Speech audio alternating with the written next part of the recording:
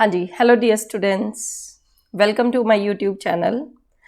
Dear students, इस video of series में मैं आप लोगों को काफ़ी चीज़ें एक्सप्लेन कर रही हूँ regarding counters and flip flop. ठीक है, तो कास्केडिंग ऑफ फ्लिप फ्लॉप यहाँ पे आपको दी हुई है। जैसे कि आप देख सकते हैं, डी फ्लिप फ्लॉप 3 बार दिया हुआ है एक ही डायग्राम में। ठीक है, यहाँ पे डायग्राम में कुछ चीज़ें मिसिंग है जो मैं अपनी तरफ से ऐड करूँगी। इन तीनों फ्लिप फ्लॉप में हमें डिफरेंस नहीं पता, तो मैं पहले फ्लिप का नेम 0, दूसरे का 1, तीसरे का 2 रख रही हूँ। क्लियर? बस इतना सा डिफरेंस हम क्रिएट कर रहे हैं यहाँ पे। क्यों? क्योंकि जब हम इसको सॉल्व करेंगे तो थोड़ा सा कॉम्प्लिकेटेड हो जाएगा, इसीलिए जस्ट ये चीज़ कर रहे हैं। अब नेक्स्ट काम हमें क्या करना है, ये हमसे पूछ रहा है कि 3D फ्लिप फ्लॉप लगे हुए हैं इस क्वेश्चन में। इफ़ एट सम इंस्टांस, किसी टाइम के ऊपर P, Q, R तीनों की वैल्यू हमें गिवन है 0, 1, 0।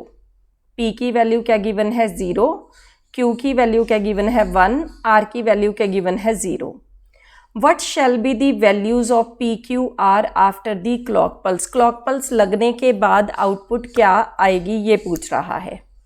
पहली बात, सभी स्टूडेंट्स को सिंपल डी फ्लिप फ्लॉप की नॉलेज होनी चाहिए। सिंपल डी फ्लिप फ्लॉप क्या है?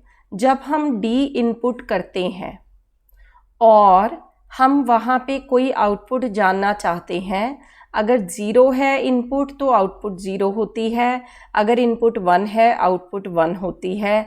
ये होता है हमारा डी फ्लिप फ्लॉप, जो कि एक ट्रांसपेरेंट लैच है। जैसे इनपुट दी वही हमारी आउटपुट बन जाती है इसमें, ट्रांसपेरेंट लैच में। I hope this point is clear. आगे ध्यान दीजिए, मुझे क्लॉक पल्स के बाद एग्जामिनर ने पूछा है, तो मेरी जो करंट वैल्यू है वो गिवन है क्या? P, Q, R। Current value क्या गिवन है? ये नीचे देखिए ध्यान से, 0, 1, 0 गिवन है। हमसे एग्जामिनर पूछ क्या रहा है? कहता जी नेक्स्ट वैल्यू बताओ P, Q, R की क्या होगी। राइट? ठीक है, तो ध्यान से सुनिए कैसे करेंगे। सबसे पहले अगर आप पहले फ्लिप फ्लॉप को देखेंगे, उसको इनपुट क्या जा रही है डायग्राम के थ्रू हम चेक करेंगे। ठीक है, फिर उसी के बेस के ऊपर पहले डी फ्लिप फ्लॉप की आउटपुट हमारी चेंज होएगी। तो बार बार डायग्राम के साथ क्वेश्चन करना बहुत मुश्किल हो जाएगा, क्योंकि यहाँ पे तो उसने सिर्फ एक क्लॉक पल्स के बाद ही आंसर पूछ लिया, तो ये तो इजी है। लेकिन कई बार वो पेपर में कई क्लॉक पल्सेस तक पूछेगा, like 5 clock pulse, 4 clock pulse के बाद बताओ आंसर क्या आएगा। ऐसे केस में बार बार डायग्राम चेक करनी इट्स क्वाइट हेक्टिक। तो मैं आपको बताने जा रही हूँ मेरा मैजिक रूल। मेरा मैजिक रूल ये है कि हम सबसे पहले डायग्राम के पॉइंट को अपने पास लिखेंगे। डायग्राम का पॉइंट क्या है? D0 की वैल्यू यहाँ पे है क्या, वो लिखो।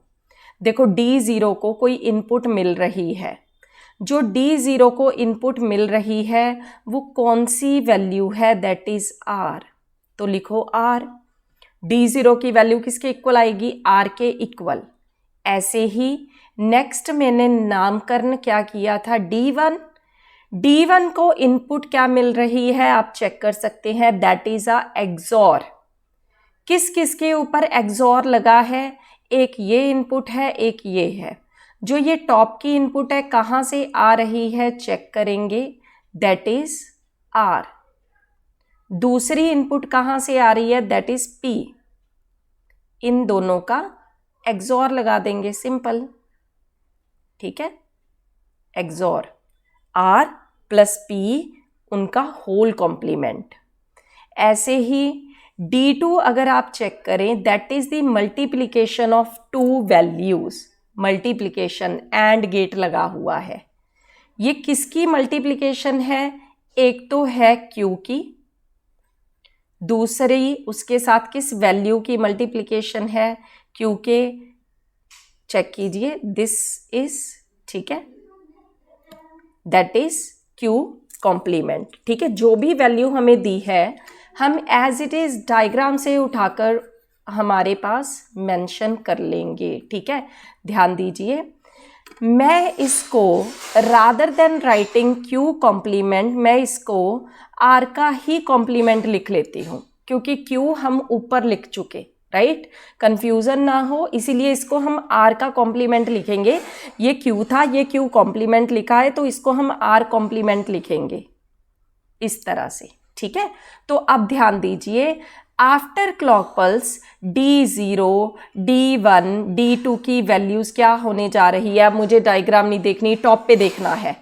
D0 की वैल्यू क्या होगी, R, दैट इज 0। D1 की वैल्यू क्या होगी, दैट इज 0 प्लस 0 का कॉम्प्लीमेंट 1।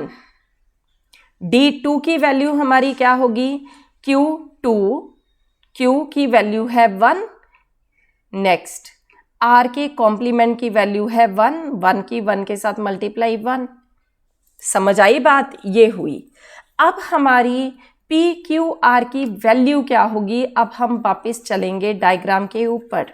ध्यान दीजिए, जब आपकी इनपुट ये है, ठीक है, जब आपकी इनपुट ये है तो आउटपुट आपकी P है, मतलब D0 के ऊपर आपकी आउटपुट आएगी P।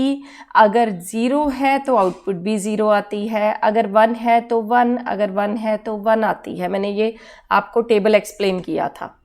हमारी जो ये आउटपुट है वो किसके ऊपर डिपेंड है, D1 के ऊपर। R किसके ऊपर डिपेंड है, D2 के ऊपर। एंड ये किसके ऊपर डिपेंड था, P, D0 के ऊपर। सिंपल है, your final answer is 0 1 1 0 1 1। D option is your final answer. I hope this is clear.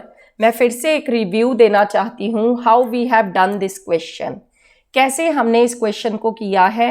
This is really a typical question by using this diagram. If we are doing then it is complicated, this can create some problem also. ठीक है, but जब हम diagram को पहले elaborate कर लेते हैं dear students, फिर ये बहुत इजी है। उसने हमें रेड कलर की चीज़ें दे दी, कहता करंट वैल्यू ये है और नेक्स्ट वैल्यू बताओ क्लॉक पल्स के बाद क्या होगी।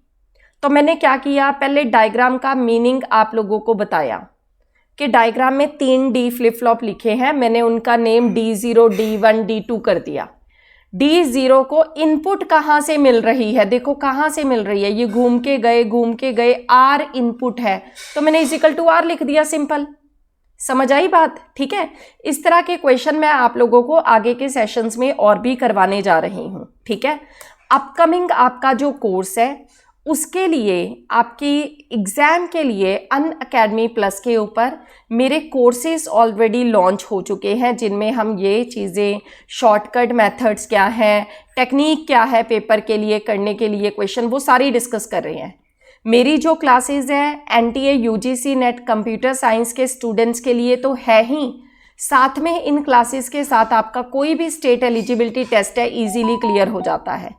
You can prepare for PhD exam also, ठीक है।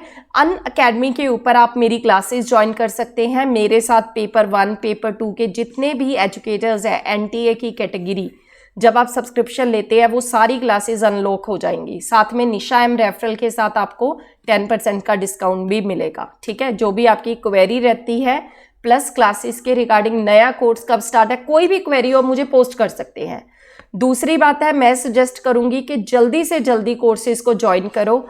अगर आपका मोटिव चाहे अक्टूबर का एग्ज़ाम है चाहे दिसंबर का है, जल्दी से जल्दी, क्यों, उसके पीछे बहुत सारे रीजंस होते हैं। टीचर ने आप लोगों के कोर्सेज को प्लान आउट किया होता है, अपलोड करते हैं हम सारी डिटेल अनअकैडमी के ऊपर, ठीक है। तो सिर्फ एक बार सिलेबस नहीं कंप्लीट करना, साथ में 3 बार रिवीजन भी करनी होती है लाइव क्लासेस में। तो फिर हम JRF को इजीली टारगेट करते हैं, easily 50,000 students almost every year appear होते हैं इस एग्ज़ाम में, तो हमें टॉप 1000 की रेंज में आना है। इसीलिए प्रेपरेशन के लिए एक्स्ट्रा एफर्ट्स चाहिए, ठीक है। इस सेशन में इतना ही, जल्दी से और वीडियोस भी पोस्ट करूंगी। Thanks a lot.